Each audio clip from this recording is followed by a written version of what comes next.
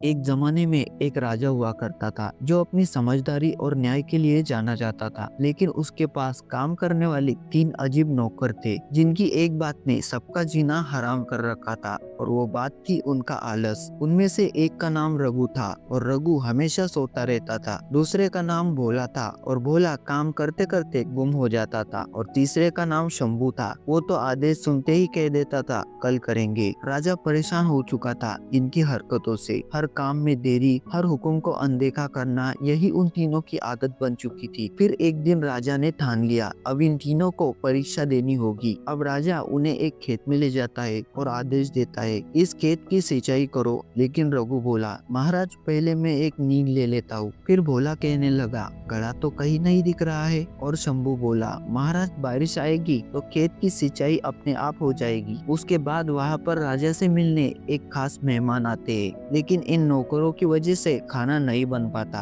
और मेहमानों को खाली पेट ही लौटना पड़ता है। और राजा इन नौकरों की वजह से बहुत शर्मिंदा होता है। अब राजा का सब्र टूट रहा था। फिर राजा उन्हें खेत से वापस ले आते हैं और एक आदेश देते हैं, अब तुम तीनों किले की रखवाली करोगे। रघु तो सो गया, भोला किसी और गांव चला गया और शंभू ने तो दरवाजा ही खुला छोड़ दिया। फिर उसी रात कुछ चोर किले में घुस आते हैं और कुछ सामान लूट कर ले जाते हैं। राजा को बहुत गुस्सा आता है और राजा बोलता है, बस अब बहुत हुआ, अब इन तीनों को सजा मिलेगी, लेकिन सजा से पहले मैं इनको एक आखिरी मौका दूंगा। फिर राजा उन्हें एक बाग की जिम्मेदारी सौंपते हैं और बोलते हैं 7 दिनों के अंदर ये बाग हरा भरा हो जाना चाहिए। अगर तुम ऐसा नहीं कर पाए तो तुम्हें मैं हमेशा के लिए किले से निकाल दूंगा। अब तीनों को किले से निकालने का डर लग रहा था और फिर डर के मारे उन्होंने काम करना शुरू किया। धीरे धीरे जब पसीना बहा तो उन्हें सुकून मिला। अब 7वां दिन आ चुका था, बाग पूरी तरीके से हरा भरा हो चुका था और ये देखकर राजा भी चौंक चुका था। फिर राजा खुश हो गया और मुस्कुराते हुए बोला, देखो आलस इंसान का सबसे बड़ा दुश्मन है, लेकिन अगर मन करे तो इंसान कुछ भी कर सकता है। तीनों नौकर अब मेहनती बन चुके थे और इन तीनों का आलस भी खत्म हो चुका था। तो दोस्तों, हमें इस कहानी से ये सीख मिलती है कि आलसी होना कोई मजबूरी नहीं है, बस आदत है। अगर मेहनत करने की ठान ली जाए तो इंसान खुद की तकदीर बदल सकता है।